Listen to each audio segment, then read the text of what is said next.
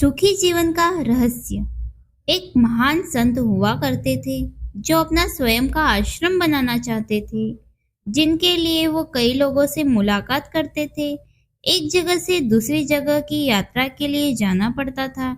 इसी यात्रा के दौरान उनकी मुलाकात एक साधारण सी कन्या विदुषी से हुई।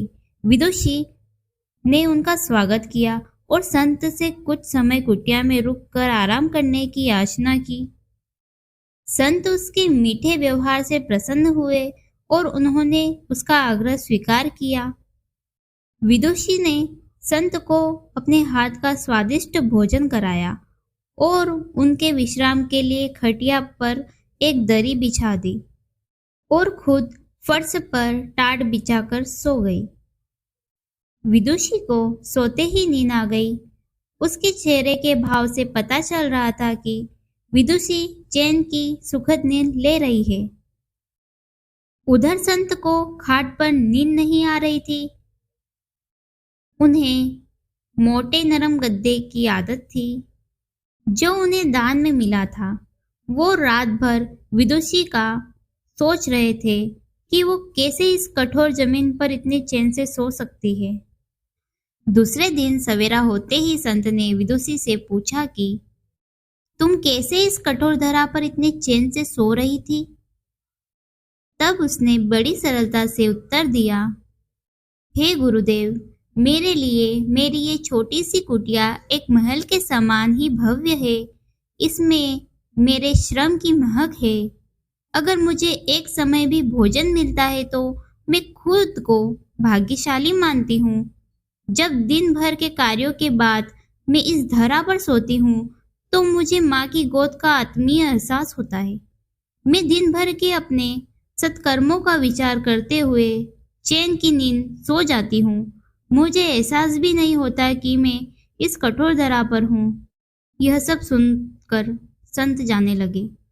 तब विदुषी ने पूछा, हे गुरुवर, क्या मैं भी आपके साथ आश्रम के लिए धन एकत्रित करने चल सकती हूँ?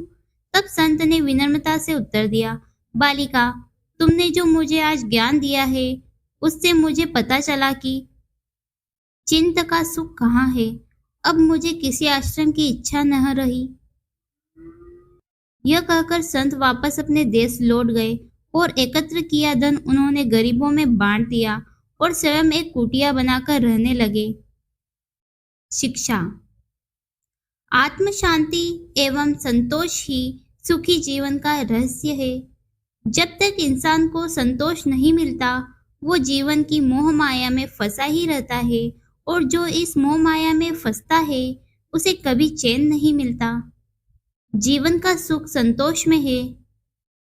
अगर मनुष्य जो है उसे स्वीकार कर ले और उसी में खुशियां तलाशे तो वो उसी क्षण सारे सुख का अनुभव कर लेता है।